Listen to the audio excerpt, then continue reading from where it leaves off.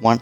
Alright, what's going on? Today, we're starting the Inside the Mind series, and we're starting off with a good one. We're starting off with a VOD review of a second place in a scrim game. Probably our best scrim we've ever played. Had around 11 kills. We did really good.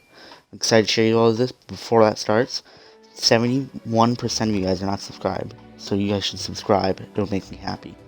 Let's get right into it. Alright, so we're planning on dropping as low as possible here.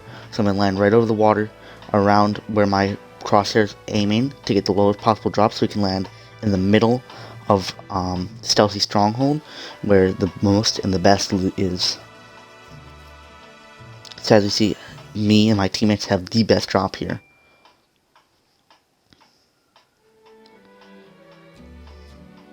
Right here.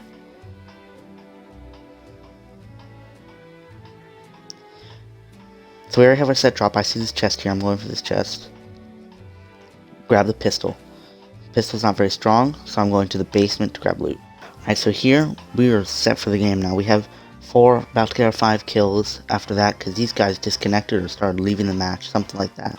And so now we know that we're set for Storm Surge, and we're pretty good to be good for the rest of the game.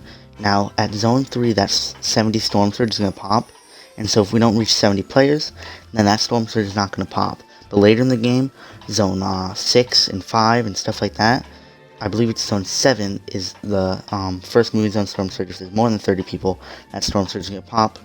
And so we're ready for that. We're going to have about 1,000 Storm Surge here damage, which is way more than any of these teams that are on the lower end. So we're set pretty much for the whole game on Storm Surge. So now we're at the bay here, and I'm looking at this shark. Now the sharks, if they are purple or gold, are going to give really good loot. And the purple ones are going to give you like 1 or 2 purple items. The gold ones will give you 1 gold item, 1 purple item, 2 purple items. They can give really good loot, and that can basically fix your whole game if you have bad loot. Now here we have good loot, and I recommend only shooting at the sharks if you have a lot of AR ammo like I have here.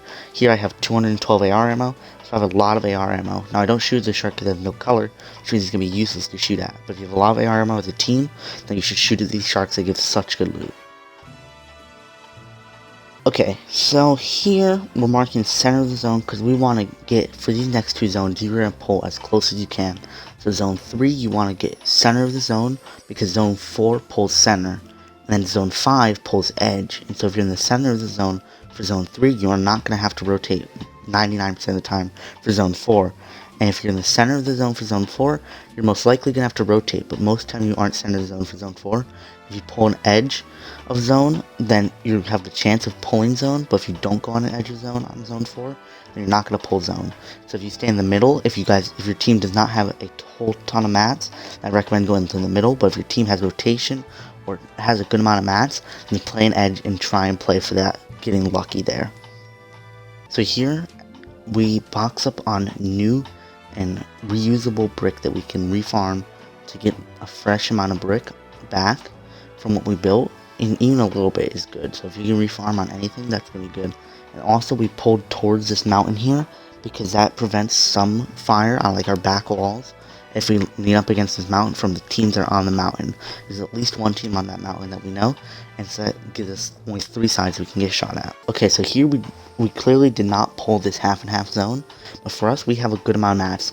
So here we're going to think of a game plan of how to rotate this.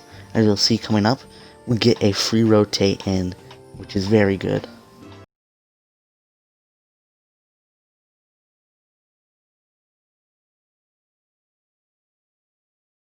Also, we get a free rotate in here, and that sets us up with a lot of extra mats left. Now, it's okay to take a few hits, and that as long as you guys have good shields, you take a few hits to get better foot placement and to build up in a good spot. Okay, so here, I see that we pulled closest team to the edge of this zone. So right away, I'm going to get ahead of this zone by building 1 ahead here. And if you can keep ahead of zone as much as you can without tanking storm, that's going to be good. That's going to increase your ability to be where you want, so you always want to get ahead of zone. So as soon as I saw that went there, I went over and started my tarp.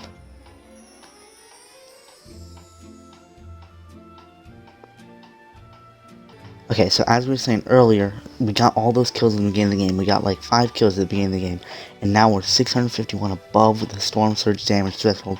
There's no way we're going to go under Storm Surge, so we don't have to worry about getting tags and forcing a fight as endgame, and we can just rotate perfectly fine. Here, I realized that I have a free drop down here. There's no one here, no one ahead, and all the teams that are like looking or anywhere near us are fully tarping. So I drop down on our box, and I have a free little rotate here to just kind of sit and wait for my teammates to come to me, which got me super far ahead. Here, we get one more kill. I'm dead to zone here. There's no chance of James being able to res me because of how late the storm is. We see there's 4 people left. He's going to try and go for as much placement as he can here, because in a regular tournament where you're getting points for every placement, each one of these placements is going to be worth so much. So like in a tournament like DreamHack, these last placement points will be worth 3 and 5 compared to 1 or 2. And any other tournament, it's going to be worth a lot. So he's going to try and grind out these placement points here, these last few teams, and then fight the last guy, because he has the map refresh, he has heals. Now, so he's got max placement points, he shockwaves up, to try and knock this guy out. He takes some storm damage from it, he pops, I tell him to pop a flopper, he doesn't pop the flopper, and then he gets shockwaved up on and dies. But we had such a good game from that, and I think we did really good, and I think we're going to be ready for tournaments.